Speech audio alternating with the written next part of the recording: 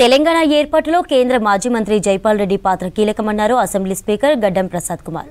తెలంగాణ సమాజం ఆయన సేవలను స్మరించుకోవాలని చెప్పారు. నిజాయితీ నికాసైన నాయకుడు జైపాల్ రెడ్డి అని కొనియాడారు మాజీ ఉపరాష్ట్రపతి వెంకయ్య నాయుడు. ఆయనతో ఉన్న సంబంధాలను గుర్తు చేసుకున్నారు. జైపాల్ రెడ్డి 83వ జయంతి సందర్భంగా పీవీఎన్ఆర్ మార్గులోని స్ఫూర్తి స్థల్లో నివాళులర్పించారు నేతలు.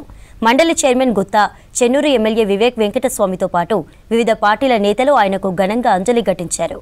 ప్రజాస్వామ్యం విలువలు కాపాడిన గొప్ప వ్యక్తి జైపాల్ అని చెప్పారు ఎమ్మెల్సీ జీవన్ రెడ్డి. హైదరాబాద్కు మెట్రో తీసుకొచ్చిన ఘనత జైపాల్దేనన్నారు. మెట్రో రైల్కు జైపాల్ రెడ్డి పేరు పెట్టాలని సీఎం రేవంత్కు విజ్ఞప్తి చేశారు నేతలు.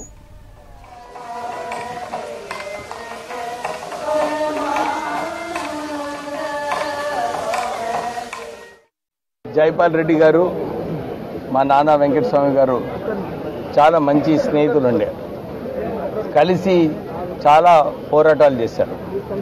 ప్రత్యేకంగా నేను ఎంపీగా అయినప్పుడు మా స్నేహితుడు సుఖేందర్ రెడ్డి గారు, ఇతర కాంగ్రెస్ ఎంపీలు ఆ రోజులలో తెలంగాణ సాధించుకోవాలని చెప్పి ఎప్పుడు జైపాల్ రెడ్డి గారిని వెళ్ళి మేము వారిని డిస్టర్బ్ చేసేది.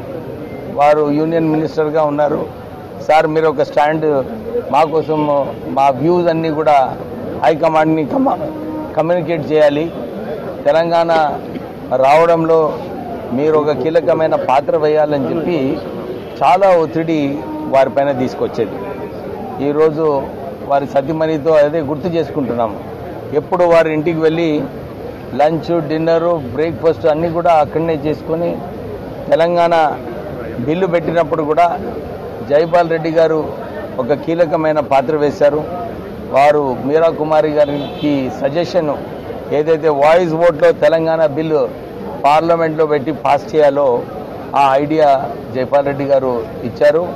పొన్నం ప్రభాకర్ గారు, సుఖేందర్ రెడ్డి గారు, రాజయ్య గారు, మంద జగన్నాథం గారు, రాజగోపాల్ రెడ్డి గారు, వీళ్ళందరూ కూడా అప్పుడు సుష్మా స్వరాజ్ని కూడా కన్విన్స్ చేసి ఇది ఈ తెలంగాణ బిల్లు పార్లమెంట్లో పాస్ చేయాలని చెప్పి అంతా కృషి చేయడం జరిగింది.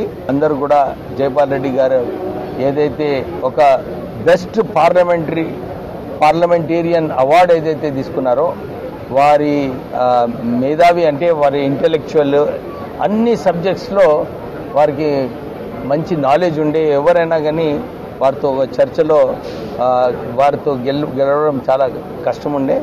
నిజంగా వారు ఒక గొప్ప వ్యక్తిగా మనమందరం కూడా వారిని ఒక ఇన్స్పిరేషన్గా తీసుకోవాలని చెప్పి కోరుతున్నాం.